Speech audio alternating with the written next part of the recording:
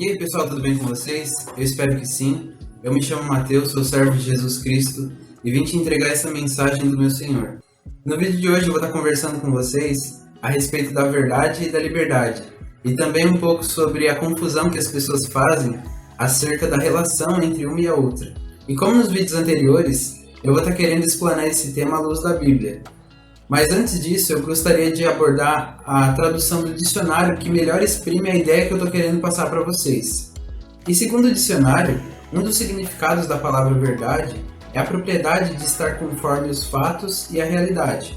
Já a liberdade é descrita como a condição daquele que não é cativo ou propriedade de outrem.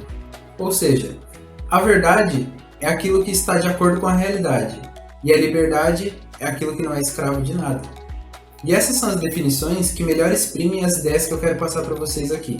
E uma das razões que me levou a gravar sobre esse tema é a visão deturpada que se tem hoje a respeito da liberdade, porque as pessoas confundem a liberdade com rebeldia. Elas pensam que pelo fato de elas estarem desobedecendo uma ordem ou então questionando uma autoridade, elas são livres, mas isso não é verdade.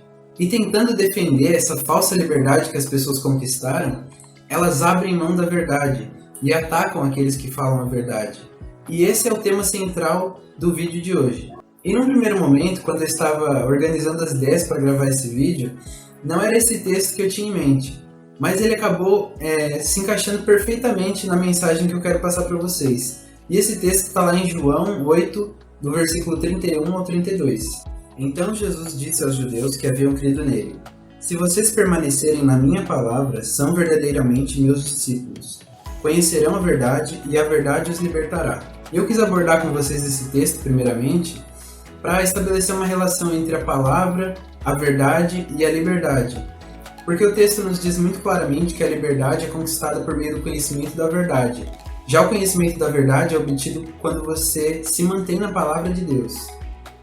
Por essa razão, aquela pessoa que deseja ser livre não pode de maneira nenhuma se esconder ou mesmo omitir as verdades que estão contidas na palavra de Deus.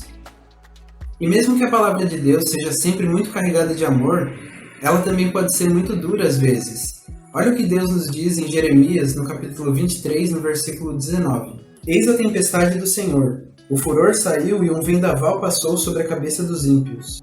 E o que significa essa palavra? Bom, na verdade ela significa que a palavra de Deus atormenta aqueles que permanecem no pecado, e não poderia ser diferente. Caso contrário, eles jamais abandonariam o seu modo errado de viver e nunca se tornariam aos caminhos de Deus. E será que isso é só para Deus testar a gente? Só para ver o quanto a gente aguenta ouvir uma palavra dura? Não, de forma nenhuma.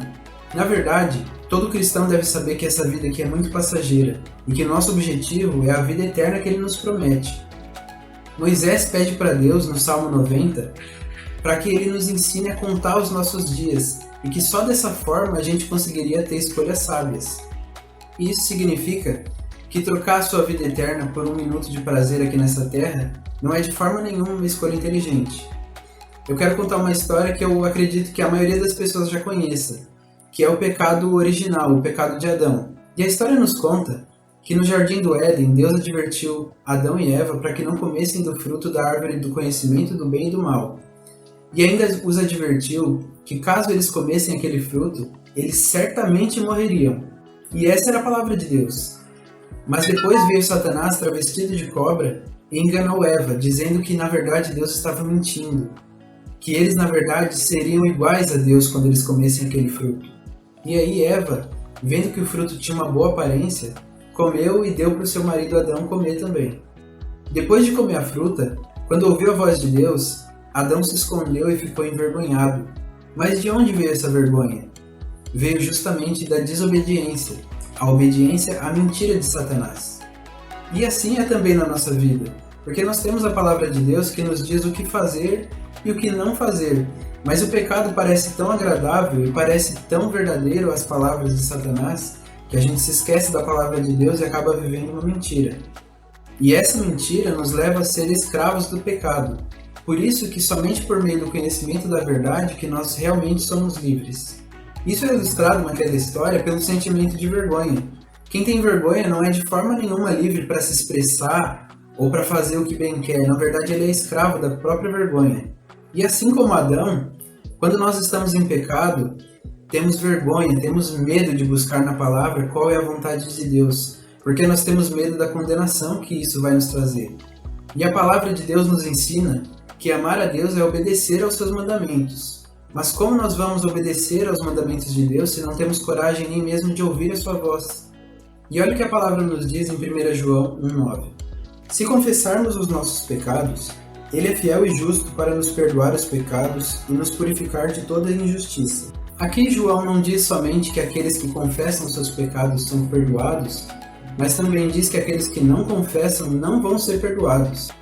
E se não há perdão dos pecados e nem purificação, não há libertação dos pecados também. E é por isso que Jesus diz que todo aquele que peca é escravo do pecado. Por essa razão, nós devemos pregar o Evangelho sem medo e sem omitir a verdade, porque essa verdade é o que traz a libertação para a vida das pessoas. Se nós omitirmos a verdade, estaríamos negando também o poder que há na palavra de Deus. E é isso que eu gostaria que todos vocês entendessem. Se você ainda não conhece a Deus, não se esconda da sua palavra. Agora você que já conhece a Deus, também não se esconda daquilo que Deus ainda quer mudar na sua vida. Uma pessoa mal intencionada jamais vai ser transparente, mas Deus colocou o próprio Espírito dele dentro de nós. Esse aqui é muito próximo. Isso é tudo que eu tinha para dizer por hoje. Eu espero que tenha te edificado de alguma forma. Agradeço muito a todos que assistiram esse vídeo, muito obrigado e fiquem com Deus.